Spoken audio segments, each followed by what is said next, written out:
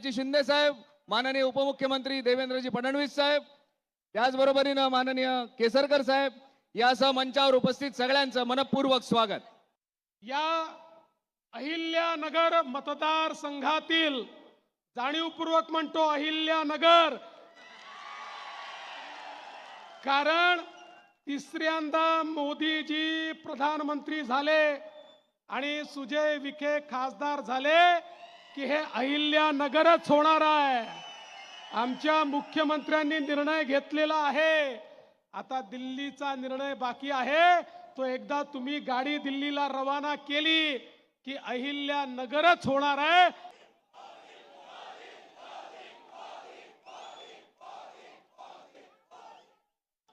मग मोदीजींच्या हाती देश द्यायचा असेल तर मत कोणामध्ये द्यावं लागेल? सुजय विखेंच्या कमळाची बटन दाबली की मत कोणाला मिळेल? जे जे मोदीजींना या ठिकाणी प्रधानमंत्री म्हणून पाहू इच्छितात त्या प्रत्येकाने सुजय दादाची बटन दाबली की वोट थेट मोदीजींना मिळणार आहे आणि मोदीजींना निवडून देण्याची संधी आपल्याला मिळाली आहे. मोदीजींच्या गाडीत सगळ्यांना बसवून विकासाकडे न्यायचंय. सबका साथ सबका विकास हा आपला मंत्र आहे. मोदीजींच्या गाडीला सुजय विखेची बोगी लागली की अहमदनगरचे सगळे लोक त्या गाडीत बसतील आणि मग गाडी अतिशय वेगाने पुढे जाईल. आमची तरुणाई यांना मुद्राच्या माध्यमातून 10 लाखापर्यंतचं लोन बिना तारण आणि बिना गॅरंटीचं दिलं आणि याच्यामध्ये 31 कोटी महिला आहेत की ज्यांना आपल्या पायावर उभं करण्याचं काम माननीय मोदीजींनी केलं. आणि आता मोदीजींनी सांगितलं पुन्हा निवडून आल्यानंतर 10 लाख नाही 20 लाखापर्यंतचं लोन बिना तारण आणि बिना गॅरंटीचं देण्यात येणार. म्हणजे आमच्या तरुणाईला मोठं करण्याचं काम मोदीजी करतायत. आणि 400 खासदार उभे असतील त्यावेळी नगरचे खासदार सुजय विखे देखील हात वर करून उभे असतील हा मला विश्वास आहे. एक तरुण तळपदार अशा प्रकारचे खासदार म्हणून सुजय विखेंना आशीर्वाद द्या एवढीच तुम्हाला विनंती करतो आणि माझं बोलणं संपवतो. धन्यवाद. जय हिंद, जय महाराष्ट्र. आणि म्हणून आज सुजय विखे एक तरुण युवा नेता म्हणून या ठिकाणी काम करतोय. लोकसभेमध्ये देखील ते अनेक प्रश्नांना त्यांना वाचा फोडलेली आहे.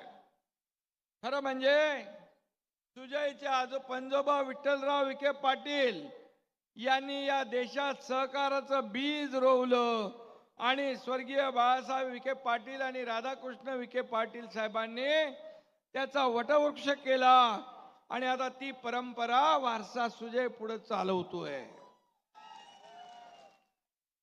आणि म्हणून खऱ्या अर्थाने प्रत्येक घटनेत इथल्या सामाजिक सांस्कृतिक प्रत्येक घडामोडीमध्ये एक आपला तरुण नेता म्हणून सुजय विखे पाटील हे इथल्या लोकांसोबत आपल्या सोबत असतात आणि प्रत्येकाच्या सुखदुःखामध्ये धावून जाण्याचं काम सुजय विखे करतायत. आणि म्हणून सुजय याला इथल्या सर्व भागाची जाण आहे, तरुणांच्या प्रश्नाची जाण आहे. त्याच्या कामाचा झपाटा ते आपण पाहिलाय. लोकसभेत मगाशी म्हटल्याप्रमाणे या मतदारसंघातले किंबहुना राज्यातले प्रश्न देखील ते हिरिरीने मांडतात आणि मतदार देखील सुशिक्षित आणि सुसंस्कृत उमेदवाराच्या पाठीशी उभं राहतात. हा देखील इथला इतिहास आहे. आणि म्हणून सुजय याच्या नावातच जय आहे, त्यामुळे त्याचा पराजय होणं अशक्य आहे. आणि म्हणून त्यांचा लीड वाढवायचं आहे, आपल्याला एवढंच काम करायचंय. आणि म्हणून आणि विरोधकांच्या लंकेचं दहन करायचं आहे.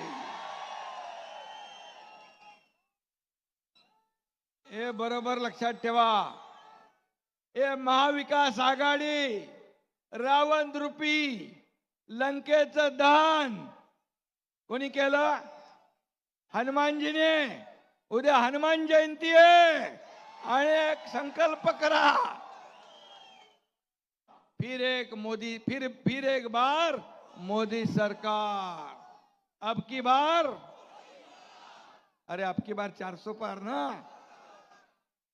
अब की बार 400 पार आणि फिर एक बार आणि फिर एक तीसरी बार सुजय.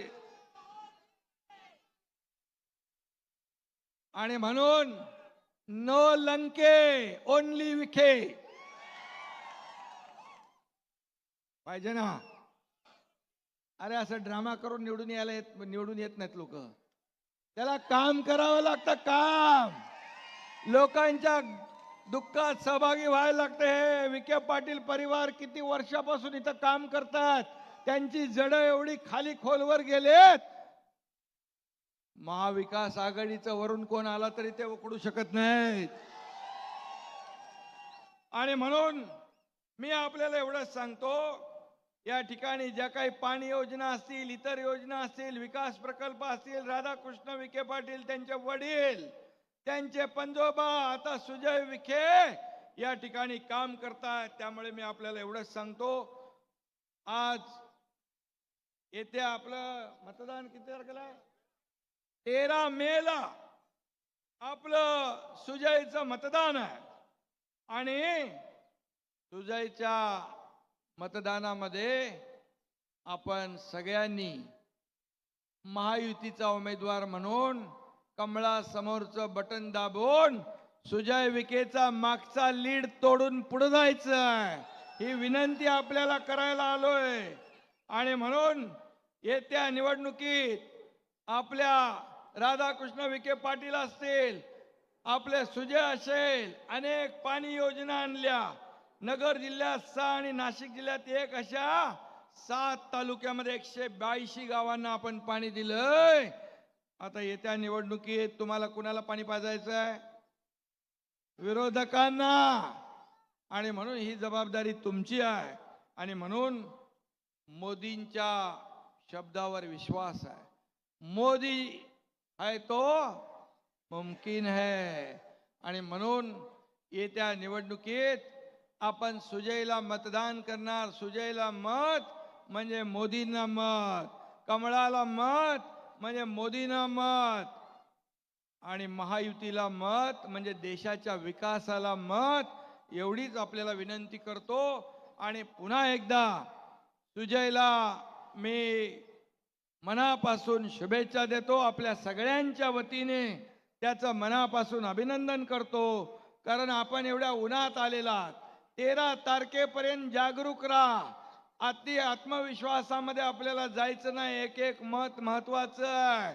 आपले पै पाहुणे, सगळे सोयरे, नातेवाईक, दोस्त मंडळी सगळ्यांना इकडं सांगायचं आहे की सुजय विखेची निशाणी कमळ, कमळाचं बटन दाबा आणि सुजयला दिल्लीला पाठवा. धन्यवाद.